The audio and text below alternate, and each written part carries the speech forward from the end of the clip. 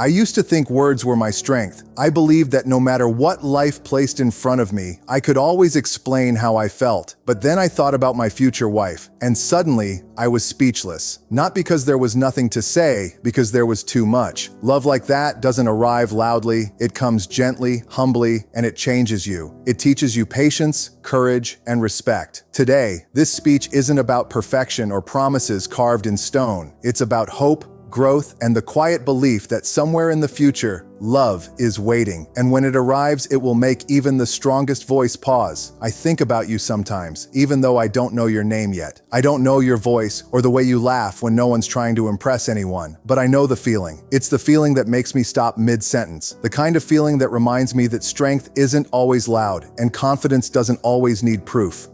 When I imagine you, I don't imagine perfection. I imagine presence. I imagine calm. I imagine a moment where the noise of the world finally steps back and lets me breathe. That's where the silence starts. Not an empty silence, a meaningful one, the kind that says more than words ever could.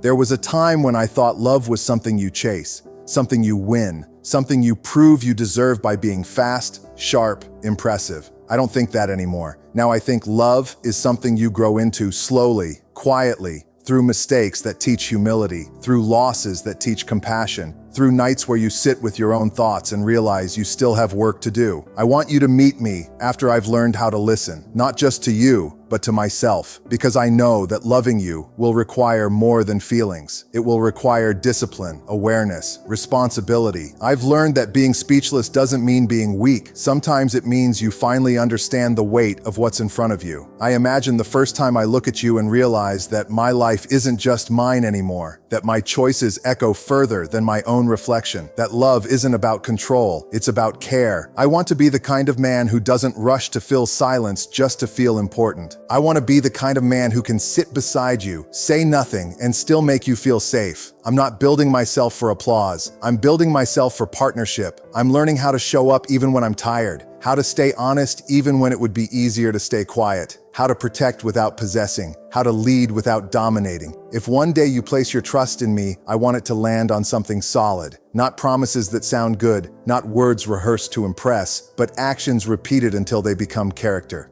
I think love is less about fireworks and more about consistency, more about choosing each other on the days when everything feels ordinary, more about respect when emotions run high, more about patience when timing isn't perfect. I don't want to love you loudly in public and quietly in private. I want it to be the other way around. I want the real work to happen when no one is watching. That's where trust is built. That's where safety grows. I don't expect you to complete me. I expect you to challenge me, to remind me that growth doesn't stop just because love arrives, to call me out when I drift, to lean on me when you're tired. And when I imagine that moment, the one where our lives finally cross, I realize why I was speechless all along. Because some things don't need to be explained ahead of time. They need to be earned. I'm learning to slow down, to move with intention, to treat people gently, even when the world isn't gentle back, because I know one day how I treat strangers will reflect how I treat you. And I want that reflection to be something I'm proud of. I want you to see in me someone who chose growth over ego, patience over impulse, understanding over reaction. I don't know when you'll arrive, I don't know how our story will begin, but I know how I want to stand when it does. Grounded, honest, ready, not flawless, just real. And if in that moment my words fail me, if all I can offer is presence and sincerity, I hope that's enough. Because some loves don't ask for speeches, they ask for truth. Love to me isn't something that announces itself. It doesn't knock loudly or demand attention. It arrives quietly, often when you're not ready.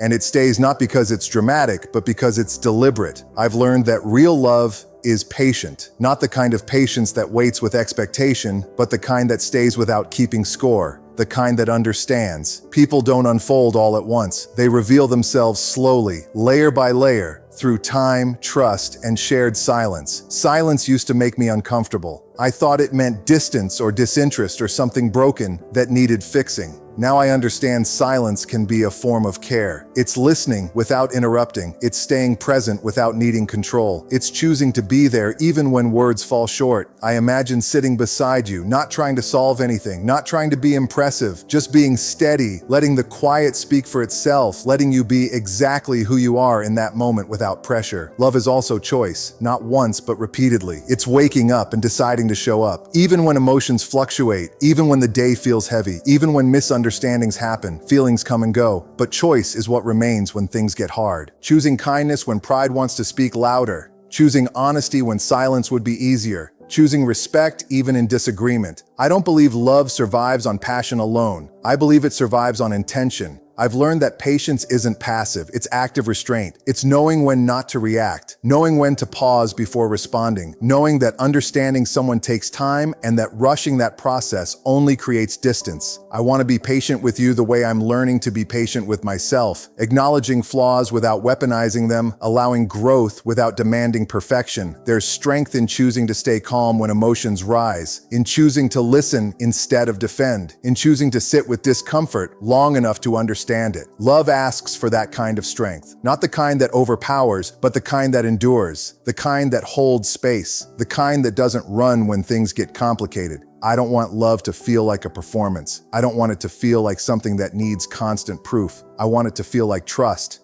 like knowing someone is there even when they're quiet, like knowing you don't have to fill every moment with words to be valued. I want to choose you in the mundane moments, in routines, in repetition, in the ordinary days that make up most of a life. And when silence comes, I don't want to fear it. I want to respect it. Because sometimes silence is where truth lives. Sometimes it's where healing happens. Sometimes it's where love rests, steady and unshaken, waiting not to be spoken, but to be lived. I used to believe vulnerability was a risk, something you only offered when you were certain it wouldn't be used against you.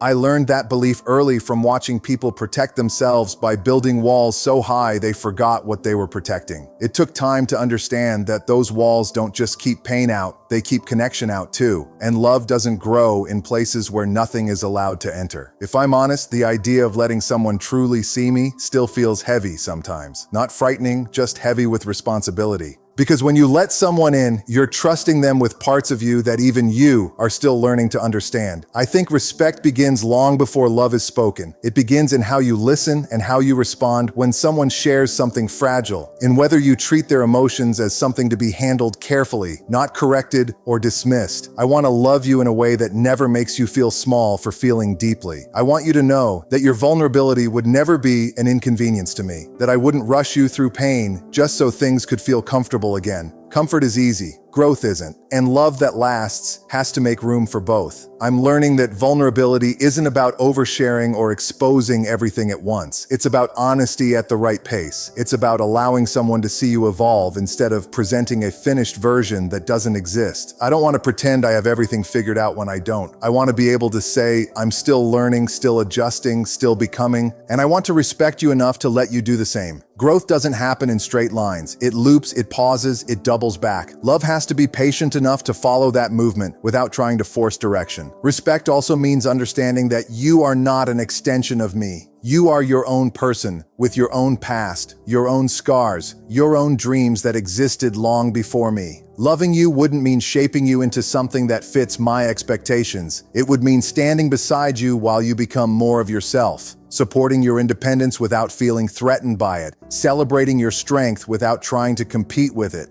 I don't want to be needed because you lack something. I want to be chosen because you want to walk forward together. There's a quiet courage in admitting when you're wrong, in apologizing without excuses, in listening without preparing a defense. Those things don't come naturally. They have to be practiced. I'm practicing them now before love arrives because I don't want to learn them at your expense. I don't want to figure out how to be gentle only after I've caused harm. I want to enter love already aware of my rough edges, already committed to sanding them down when they cut too deep. I think about the kind of arguments we might have one day, not the dramatic ones people joke about, but the quiet disagreements where tone matters more than volume, where words can either create distance or deepen understanding. I want to respect you even when I'm frustrated, especially then, because respect that only exists when things are easy isn't respect at all. It's convenience. Real respect stays present when emotions flare, when misunderstandings arise, when it would be easier to shut down or walk away. Vulnerability also means allowing myself to be affected by you, letting your happiness matter to me, letting your pain slow me down, letting your perspective challenge my assumptions. That kind of openness changes you. It reshapes priorities. It asks you to be flexible where you once were rigid. I don't want to resist that change. I want to welcome it. Because love that doesn't change you isn't love. It's familiarity. I've learned that respect shows up in consistency, in doing what you say you'll do, in being where you said you'd be, in following through, even when no one is watching. Trust isn't built in grand gestures. It's built in repetition, in the small, almost forgettable moments that quietly stack up over time. I want to be reliable in ways that don't need applause, steady in ways that feel boring to outsiders, but feel safe to you. There's also respect in allowing space, in understanding that closeness doesn't mean constant proximity, that love doesn't dissolve individuality.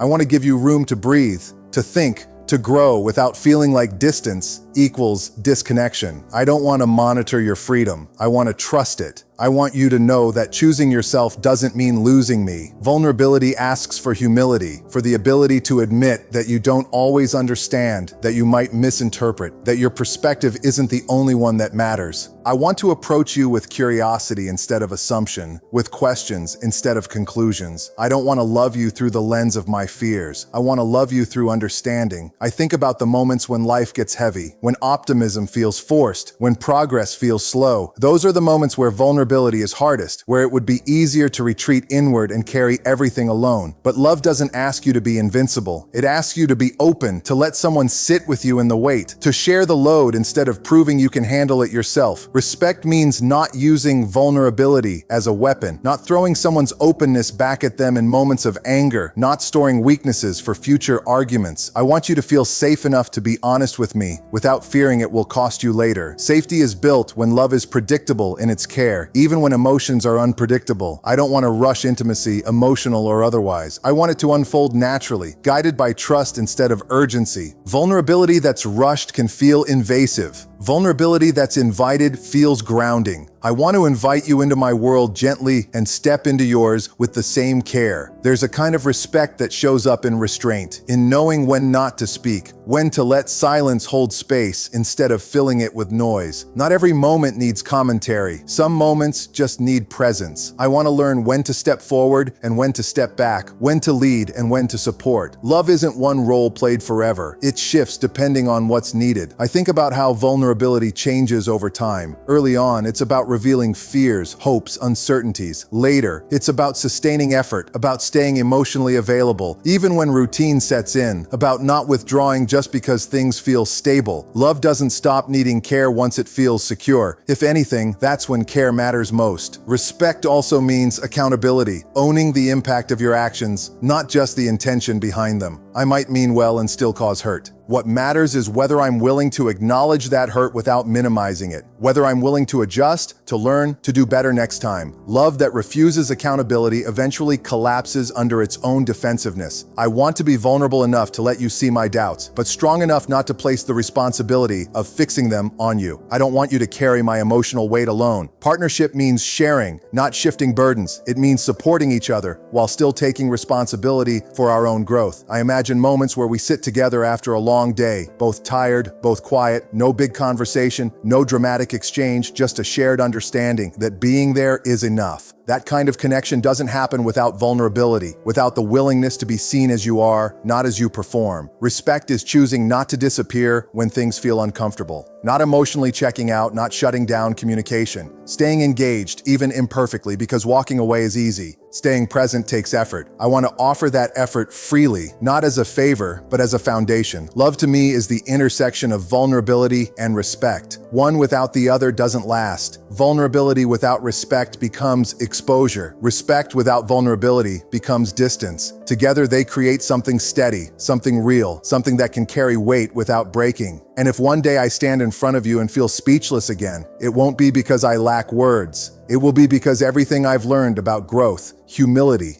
patience, and care has finally taken shape in a person who matters enough to make me pause, to listen more closely, to choose my actions carefully, to move through love not as something to conquer, but as something to protect, something to nurture, something that continues to deepen. The more I allow myself to be seen, the more I allow you to be seen, the more we let growth remain unfinished, ongoing, alive, unfolding, without needing to be wrapped up neatly, without needing certainty at every step, just the quiet commitment to keep moving forward with awareness, with respect, with vulnerability, with the understanding that love isn't proven by how perfectly it's spoken, but by how carefully it's lived, day after day, moment after moment, even when the path isn't clear, even when the future remains unwritten, even when all that exists is the choice to stay open, to stay kind, to stay present, to stay willing to grow together, without demanding an ending before the story has finished telling itself.